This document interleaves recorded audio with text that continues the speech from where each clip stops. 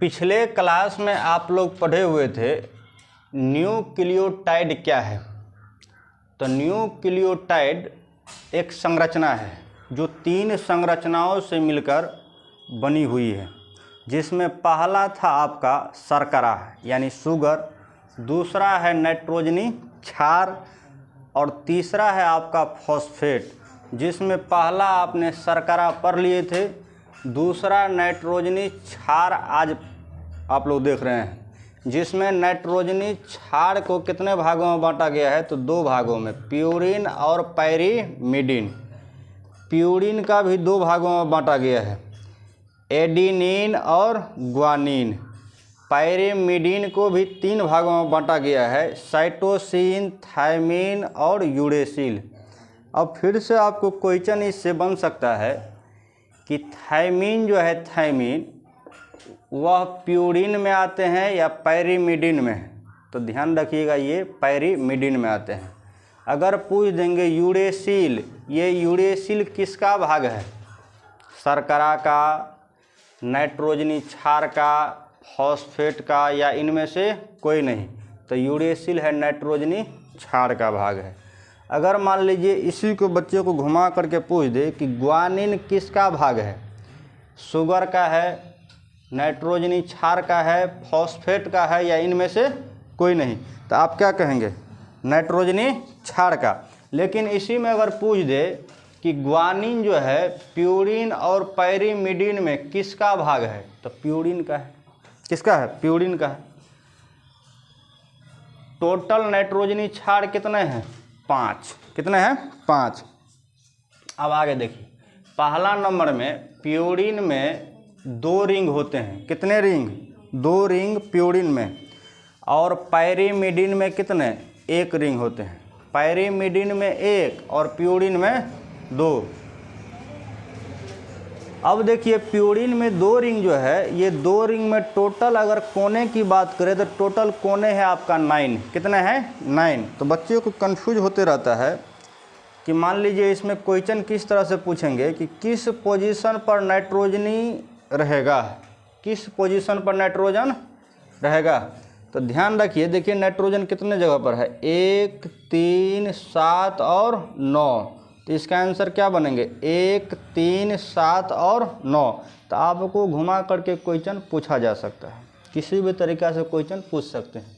जैसे मान लीजिए आपसे क्वेश्चन पूछ देंगे कि 2, 5, 7 और 8, 1, 3, 7 और 9, 6, 1, 9 और 8, किसी भी तरीक़े से घुमाकर पूछा जा सकता है। तो आप ध्यान रखिएगा कि प्यूरिन में 1, 3, 7 और 9, इसी 4 जगहों पर ही हमेशा क्या रहेंगे? नाइट्रोजन रहेंगे। बाकी किसी जगह पर नाइट्रोजन नहीं रहेंगे। यानी प्यूरिन में नाइट्रोजन 4 जगह, लेकिन पायरीमिडीन में नाइट्रोजन 2 जगह। कितना जगह? 2 जगह, 1 और 3। अगर मान लीजिए हम पूछेंगे कि पायरीमिडीन में नाइट्रोजन किस पोजीशन पर रहेंगे, तो आप कहेंगे 1 और 3 पे, 1 और 3 पे। तो नंबर तो किसी भी जगह से स्टार्ट हो सकता है। ऐसा नहीं कि आप यहीं से स्टार्ट कर सकते हैं, यहाँ से भी, यहाँ से भी, यहाँ से भी, यहाँ से भी, कहीं से भी आप स्टार्ट कर सकते हैं। लेकिन दोनों के बीच में 1 का क्या रहेंगे? गैप। 1 और 3 के बीच में क्या रहेंगे? गैप। इसका आंसर हमेशा आप क्या देंगे? 1 और 3। आंसर में आप चेंजिंग नहीं करेंगे। नंबरिंग आपका चेंज हो सकता है, लेकिन आंसर चेंज नहीं होगा। 1 और 3, यानी 3 जहाँ पर रहेंगे वहीं पर नाइट्रोजन रहेंगे, जहाँ पर 1 होंगे वहीं पर नाइट्रोजन रहेंगे। तो किस पोजीशन पर नाइट्रोजन रहेगा पायरीमिडीन में? तो इसका आंसर 1 और 3। अगला समझिए कि कुल नाइट्रोजनी क्षार 5 है, लेकिन डीएनए या आरएनए में 4 पाए जाते हैं। कितने? 4। तो बच्चे को दिमाग में आते रहते हैं कि सर यहाँ 4 यदि है तो 5वां कौन छूट गया? रियल में कोई छूटा हुआ नहीं है, ये अंतर को शो करता है। देख लीजिए, adenine, guanine, cytosine, thymine. Adenine, guanine, cytosine, uracil. यानी इसमें है थायमिन, इसमें है यूरेसिल। तो ये दूसरा अंतर है। कौन सा अंतर है? दूसरा अंतर है।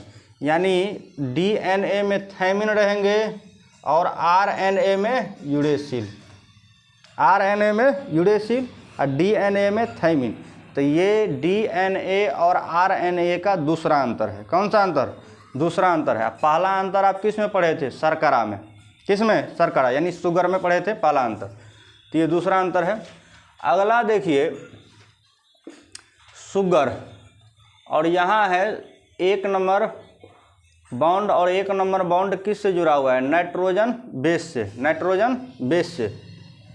और नाइट्रोजन बेस और 1 नंबर पोजीशन जो है शुगर का, ये दोनों के बीच में जो मिलने वाली लकीर है यानी ये बॉन्ड है, इस बॉन्ड का नाम है एन ग्लाइकोसाइड बॉन्ड। क्या नाम है?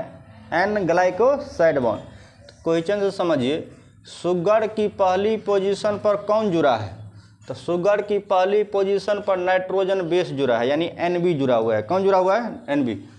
दूसरा क्वेश्चन है इन दोनों के बीच में कौन सा बॉन्ड बनता है? तो इन दोनों के बीच में एन ग्लाइकोसाइड बॉन्ड बनता है।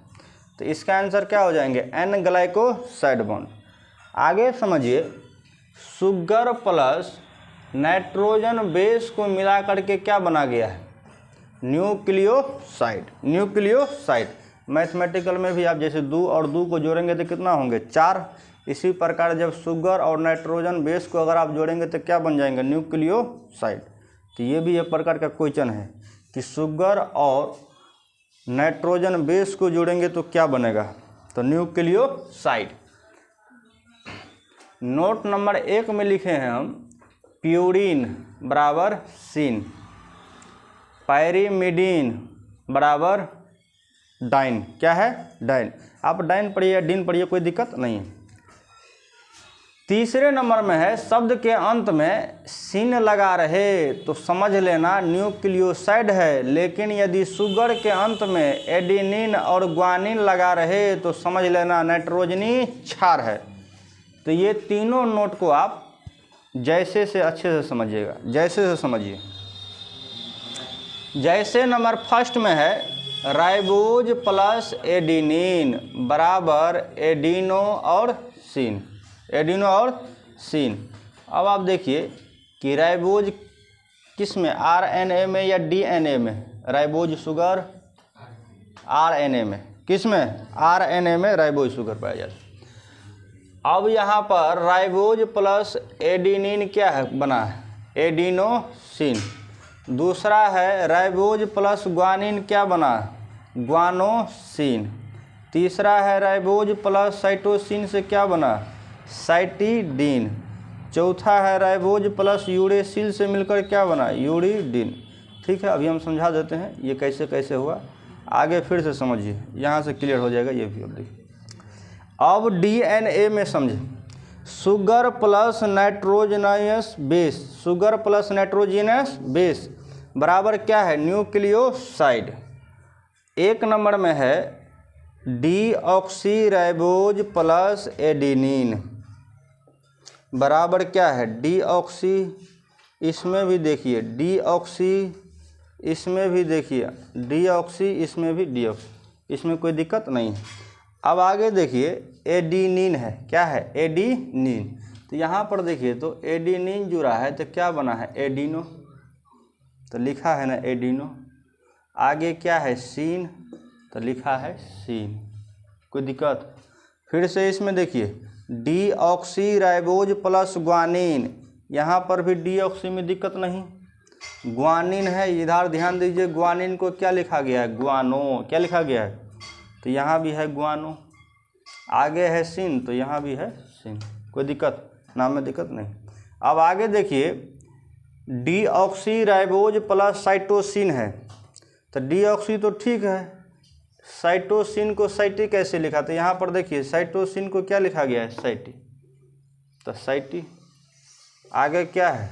डाइन। तो क्या है? डाइन। डाइन पढ़िए, डिन पढ़िए, जैसे आपको पढ़िए। फिर यहाँ पर देखिए थाइमिन, यहाँ था आपका यूरेसिल, यूरेसिल को यूरी दिया है, और यहाँ पर है थाइमिन। क्या दिया है? थाइमिन, यानी DNA है ना, ये क्या है? DNA। अगर यूरेसिल रहता तो वह RNA हो जाते। क्या हो जाते हैं, RNA।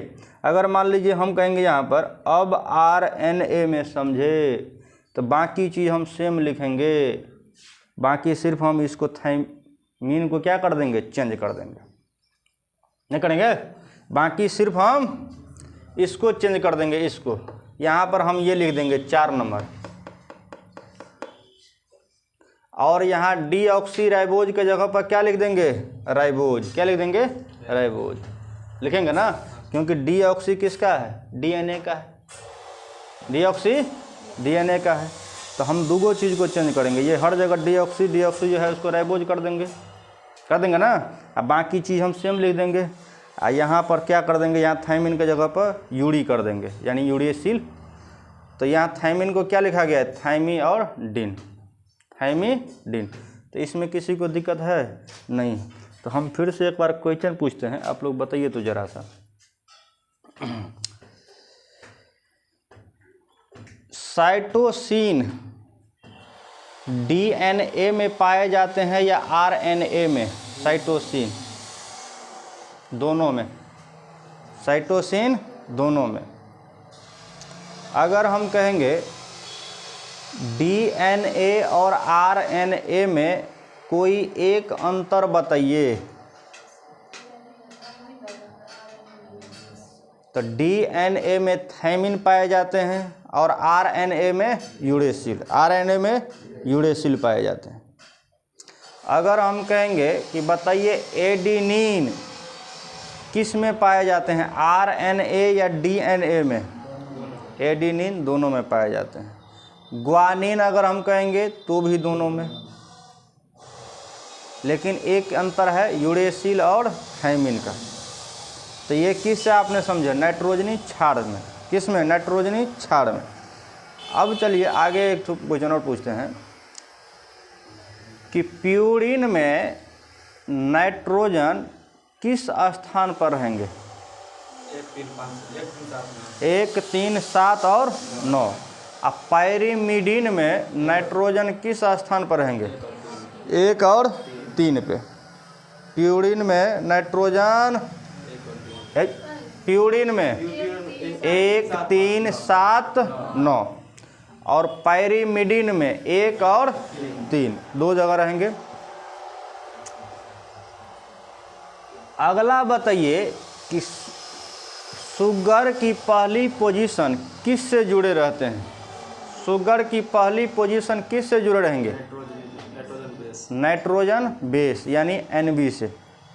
अगर हम कहेंगे शुगर की पहली पोजीशन और नाइट्रोजन बेस के बीच में कौन सा बॉन्ड है, N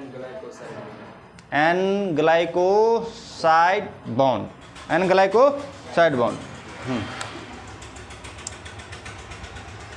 DNA में बताइए कि डीऑक्सीराइबोज और ग्वानिन अगर हम जोड़ेंगे तो क्या बनेगा, डीऑक्सीराइबोज और ग्वानिन को जोड़ेंगे तो क्या बन के बाहर निकलेंगे, डीऑक्सीग्वानोसिन, डीऑक्सीग्वानोसिन।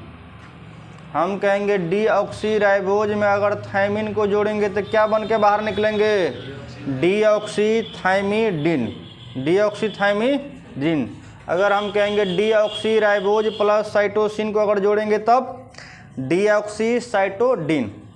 यहाँ तक किसी को दिक्कत है?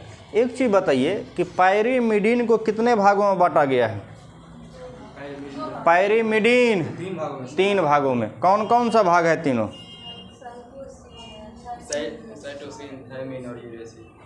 तीनों है आपका साइटोसिन, थायमीन और यूरेसिल। प्यूरिन को कितने भागों में बांटा गया है, 2 भागों में। कौन कौन सा, एडिनिन और ग्वानिन, 2 भाग है। अब बताइए नाइट्रोजनी क्षार को कितने भागों में बांटा गया है, नाइट्रोजनी क्षार को 2 भागों में, प्यूरिन और पायरीमिडीन। अब बताइए इसमें कहीं पर दिक्कत है? अब दिक्कत नहीं होगा। अब हमको लगता है कि आप लोग पूरी तरह से समझ गए होंगे, है कि नहीं?